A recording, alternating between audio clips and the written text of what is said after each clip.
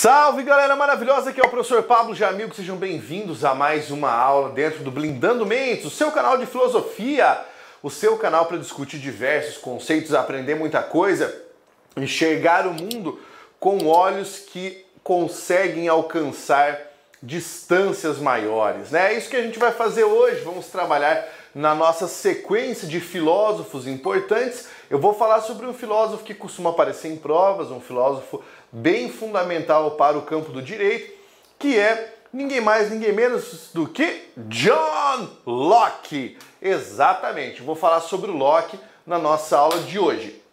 Quero pedir para você já no início deixar um like aqui e já fazer a sua inscrição no canal, porque assim você me ajuda a fazer o canal crescer. Também você pode fazer parte dos membros da Ágora. O que é isso, cara? Membros da Ágora é o meu clube dos canais aqui. Na verdade, é uma forma de você fomentar esse trabalho. Esse trabalho é gratuito. O curso de filosofia é grátis.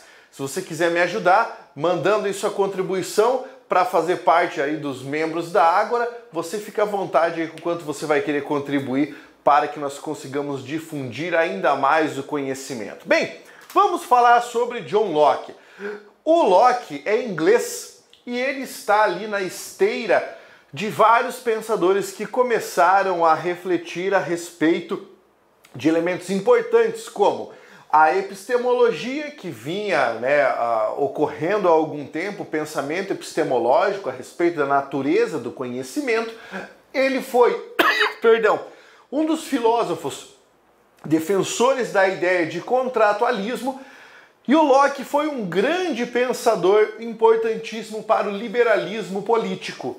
Então, a partir disso, nós temos que situar o Locke nessas três fronteiras. Eu coloco aqui para você. Ele nasceu em Renton, na Inglaterra, tá? Olha aqui o recorte temporal, 1632 a 1704. E ele era do empirismo, da corrente empirista, ele era um defensor do contratualismo e do liberalismo político. Vamos então pensar sobre esses três conceitos, porque são importantíssimos. Primeiro, quando eu falo empirismo, eu estou falando do quê? Estou falando lá de teoria do conhecimento, mais especificamente, estou falando de epistemologia, da história da teoria do conhecimento, como é que nós sabemos o que sabemos, por que a gente sabe o que ele sabe. Lembra que o empirismo é aquele que parte do conhecimento do objeto para o sujeito e não do sujeito para o objeto. Isso quer dizer o quê? O conhecimento não está no interior do indivíduo, o indivíduo não nasce com o conhecimento é exterior ao indivíduo e ele adquire esse conhecimento conforme vai passando a sua vida. Recortei o primeiro caso, empirismo.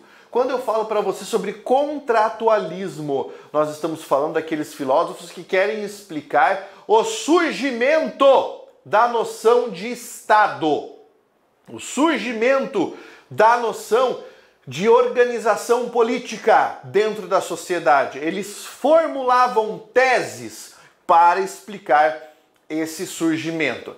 E o Locke é um dos filósofos que decidiu trabalhar com esse assunto, né? Então você tem lá, quem mais fala sobre isso? Você tem Montesquieu, você tem Rousseau, você tem Hobbes, e aqui nós temos o John Locke, tá? E quando nós falamos em liberalismo político, nós estamos falando sobre uma visão que nesse momento, nesse recorte histórico, estava se contrapondo ao absolutismo político, que era o fato de você ter um déspota, você ter um rei, você ter um soberano que, mandava e o povo obedecia. Então nós temos aqui três eixos importantes da filosofia e ele escreveu a respeito dos três. A sua magnum opus, talvez uma das mais importantes, nós temos o Ensaio sobre o Entendimento Humano, mas ele também escreveu outras obras importantes que eu vou citar aqui.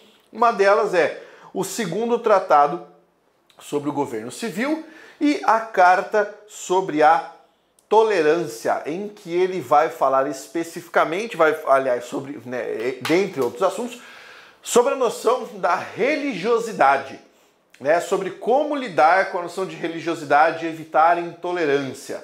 Você veja que esse é um assunto que já se fala há muito tempo. Bem, frase importante para o pensamento do Locke.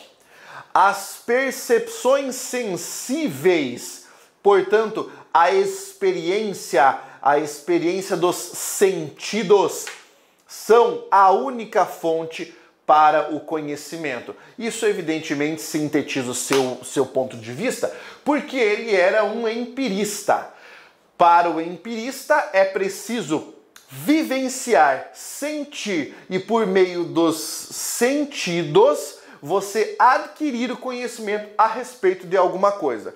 Numa redução extremamente simplista, você pode falar empiricamente sobre características, sei lá, do terror, se você tiver passado pelo terror. Se você tiver apenas abstraído o terror, você não fala com propriedade sobre ele. Você não tem necessariamente o conhecimento mais aprofundado sobre ele. Lógico, essa é uma visão. É a visão do empirista. Tudo bem? Vamos agora continuar e falar sobre características do seu pensamento. Primeira ideia é que ele contradita Hobbes. Para isso, eu tenho que retomar o Thomas Hobbes, certo? Hobbes defende que existe um estado de natureza. E no estado de natureza, cada um é juiz da própria causa e o homem é o lobo do homem. Isso significa que o homem é altamente predador. A ideia é um estado de guerra generalizada de todos contra todos. Essa é a concepção hobbesiana que nós temos da noção de estado de natureza. Lembra? Toda vez que você pensar num filósofo contratualista, ele vai ter que começar a sua teoria do contrato partindo de uma ideia do estado de natureza. Para o Locke, o estado de natureza não é uma guerra de todos contra todos, como preferiu Hobbes, mas é um estado de perfeita liberdade. Entenda que liberdade, velhão, não significa harmonia. Nós não estamos falando do bom selvagem. Nós estamos falando de um estado de plena liberdade, sem qualquer tipo de subordinação ou sujeição, de forma que todos os homens seriam iguais em poder. O que quer dizer isso? Quer dizer que no estado de natureza eu não tenho amarras, eu sou livre para fazer o que quiser. Eu quero ficar o dia inteiro deitado embaixo de uma pedra não dá, eu estaria morto. Embaixo de uma árvore, recostado a uma pedra pensando, faço. Quero ficar o dia inteiro procurando alguém para eu dar-lhe um sarrafo na paleta, faço, porque eu tenho liberdade para isso. Quero expropriar você da sua terra, faço, porque tenho liberdade para isso. Você quer entrar num conflito comigo porque eu quis expropriar a sua terra, faz, porque você tem liberdade para isso. Então você está entendendo que o fato de nós termos a ideia de uma liberdade plena e absoluta para que todo mundo faça aquilo que der na sua telha traz consequências? Traz consequências, porque a mesma liberdade plena que eu tenho para pegar aquilo que eu gostaria de pegar é a liberdade que você tem. E aí chega um momento em que as liberdades vão se chocar e esse embate, né, esse choque de liberdades pode gerar um problema social. Continuando o raciocínio. Existiriam direitos naturais do ser humano, dentre eles a vida, a liberdade, a igualdade e a propriedade privada. Isso mesmo, a propriedade privada, para o Locke, é um direito natural, eu já vou explicar por quê. Bem, vamos lá, direitos naturais, aqueles que nascem com o indivíduo. Direito à vida, porque eu nasci com vida. Direito à liberdade, porque eu sou livre para fazer as coisas. Direito à igualdade, porque eu sou igual às outras pessoas. Sou um ser humano. Certo? Esses são os direitos indiscutíveis de direitos naturais. Agora, a propriedade privada, ele defende como um direito natural. E para ele, a propriedade privada ser derivada do trabalho. E pelo fato de o homem poder trabalhar, isso indica que essa seria uma liberdade, né? A ideia de você ter propriedade privada seria um direito natural. porque derivaria do trabalho. Muito bem.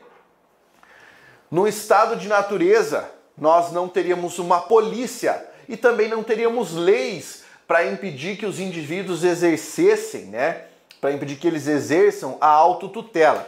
O que é autotutela?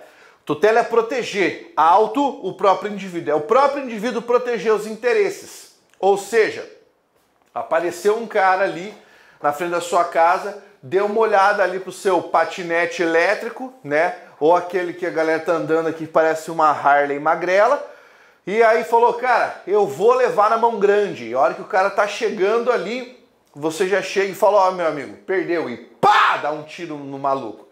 Isso seria você exercer a autotutela, você protege seus interesses do jeito que você quiser.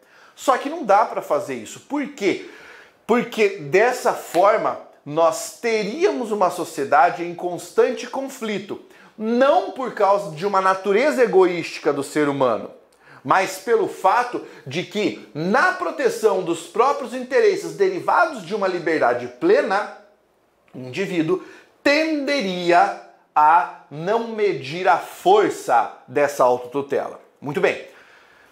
Daí, por necessidade, por uma conveniência, os homens são obrigados a fazer um pacto para a mútua conservação da vida. Esse pacto é o pacto social, ou seja, o contrato social, que dá surgimento à sociedade política. Por quê?